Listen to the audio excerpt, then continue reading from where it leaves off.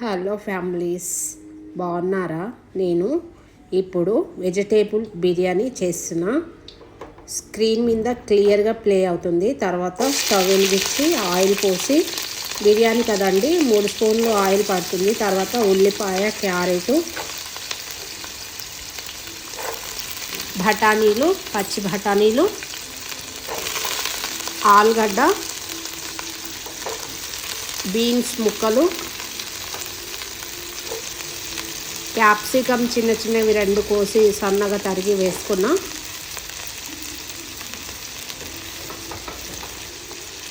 అన్ని వెజిటేబుల్ వేసిన తర్వాత దొండకాయ కూడా ఒక చిన్నవి 2 తీసుకున్నా అండి. తర్వాత బిర్యానీ మసాలా వేసేసి, హోల్ గరం మసాలా వేసేసిన తర్వాత స్పూన్నర ఉప్పు తీసుకున్నా. ఉప్పు వేసేసి మసాలా మనం అన్ని వెజిటేబుల్స్ మిక్స్ అయ్యేటట్టుగా కలపాలి. అల్లం పేస్ట్ 2 స్పూన్ తీసుకున్నాను. ఫ్రెష్గా అల్లం పట్టుకున్నా అండి. ఇప్పుడే 2 స్పూన్లు వేసేసి, వెజిటేబుల్లో సాల్ట్ వేసాం కాబట్టి సాల్ట్ అల్లం పేస్ట్ మిక్స్ అయ్యేటట్టు మనం చక్కగా వెజిటేబుల్ని మిక్స్ చేయాలి. వెజిటేబుల్లో మిక్స్ అయ్యేటట్టుగా కలుపుకోవాలి. టమాటా కూడా చిన్నవి 2 తీసుకున్నా అండి. అన్నీ సగం ఉడికిన తర్వాత ఫ్రెష్ కొత్తిమీర, ఫ్రెష్ పుదీనా కూడా శుభ్రంగా కడిగి వేసేసాను.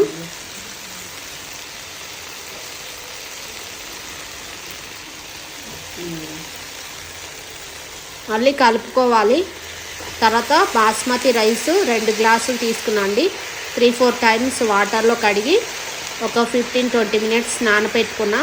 మీకు టైం ఉంటే హాఫ్ అన్ అవర్ 1 అవర్ నానబెట్టుకోండి. నాకు టైం లేదు, అందుకని 15-20 మినిట్స్ నానబెట్టి స్టవ్ మీద వాటర్ ఇలా 4 గ్లాస్ వేసి మరుగుతున్నప్పుడు మనం బియ్యం వేసాం కదా వెజిటేబుల్లో, అది కూడా వేసేసి లెమన్ 2 పిండుకున్నా అండి రసము, అది కూడా వేసేసి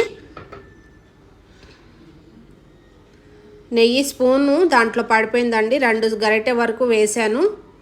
2 స్పూన్ల వరకు నెయ్యి వేసి, బియ్యం కూడా మనం అన్నీ వేసేసాం కాబట్టి వాటరు చక్కగా కుక్ అవుతుంది. హై ఫ్లేమ్లో స్టవ్ పెట్టేసి ఒక 10 మినిట్స్ హై ఫ్లేమ్లో ఉండాలండి స్టవ్. ఇలా చేసి హెల్తీగా టేస్టీగా వెజిటేబుల్ బిర్యానీ మీ పిల్లలకి పెట్టండి. బాయ్.